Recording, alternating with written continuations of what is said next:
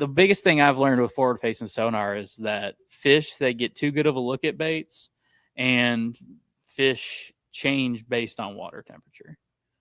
Like water temperature, I think for me, forward facing sonar has showed just how much water temperature affects what a fish wants to eat, wants to do.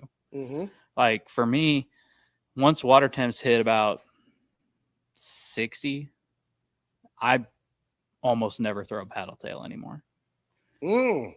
I feel like fish, when it's colder, in my head, the way it works is a fish is a cold-blooded creature. Right.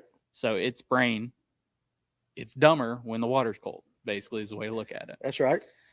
That paddle tail, it's not the most realistic looking swimming action, but it does the right combination of having a swimming action and triggering lateral line. Mm-hmm. As soon as that water gets past a certain point, I honestly think those fish get too smart for that action. They realize, one, something's not just going to be coming right over my head, slowly kicking its tail and letting me eat it. Right. Yeah. And two, the tail itself, like the action of a paddle tail, is nothing like a fish.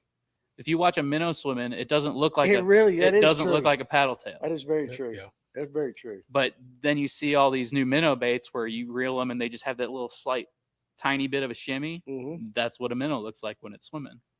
So you like that more subtle as the water warms up. Yep. Yeah. I really think that water temp makes a big cools difference. down or warms up? Warms up. Warms up. Well, so there's an in-between. So what also has happened with forward-facing sonar is we've learned that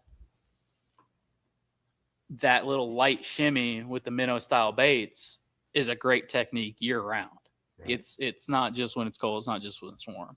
I just kind of look at it as if, like, in the winter, I'm going to kind of go 50-50, more straight, slight shimmy, and paddle tail. Once the water temp hits 60, 65 for me, I'm almost never going to have a paddle tail on, unless largemouth lakes are a little different, grass lakes, current, stuff like that. Like Gunnersville, I was catching them on like a 5.5-inch hollow body. Mm-hmm. In that Gunnersville tournament, once the current was kicked up, I was throwing like a 1/2-ounce head, 8-10 feet of water. You're just reeling that thing and they just come up and annihilate it. But that was the thing. When I caught that 27.6 bag at Gunnersville, I didn't scope a single one of those fish. Every one of them was a bite where I was just using scope to help me make a good cast. Gotcha. It wasn't like, I'm seeing, there's a fish over there, I'm going to get him. Now, when I had 23 pounds in the BFL the weekend before that, I think I scoped every single fish. Like I was, specific fish, I'm seeing them, that kind of stuff. But that was kind of like that was something I figured out from the current. But like I said, with current, I think that you can get away with paddle tail in warmer water because current changes everything. But like for Lanier, basically every lake we have in Georgia, except for maybe the Chattahoochee River chain, but even not really, there's still not a ton of current on the Chattahoochee River. Right.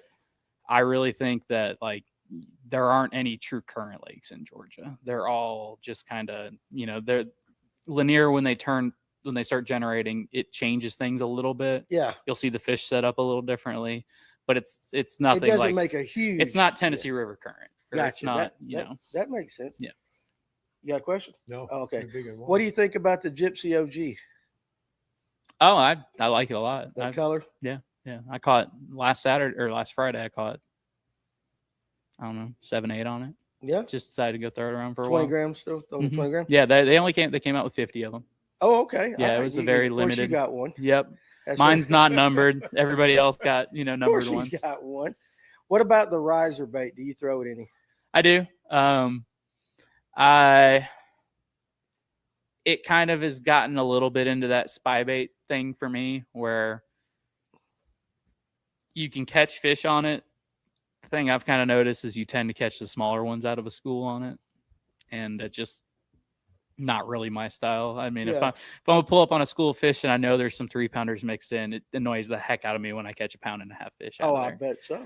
So what you need to do is go fishing with me. I catch all the 1.5s because that's what's going to happen. Yeah, exactly. What's the best month to fish Lanier with no live scope?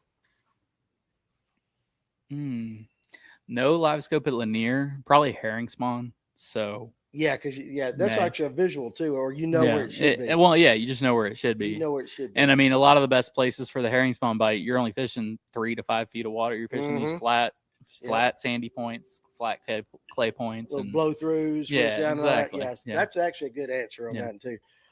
John G. Wilson, I love how this podcast actually goes in depth and answers all the questions we ask. Most others don't do that. Thanks, guys. Hey, listen, I've said it a million times. This show is driven by you guys right there. And I actually, when I ask a question, I'm just like you guys. I'm trying to learn as well. So I mean, like I try to be a sponge to what these guys are saying, because eventually, if I ever do get to fish again, I'll probably be thinking, all right. I honestly, like Kevin, will you not honestly think like, okay, paddle tail? You don't throw those very much anyway, do you? You're not an underspin guy. Why the hell am I asking you this?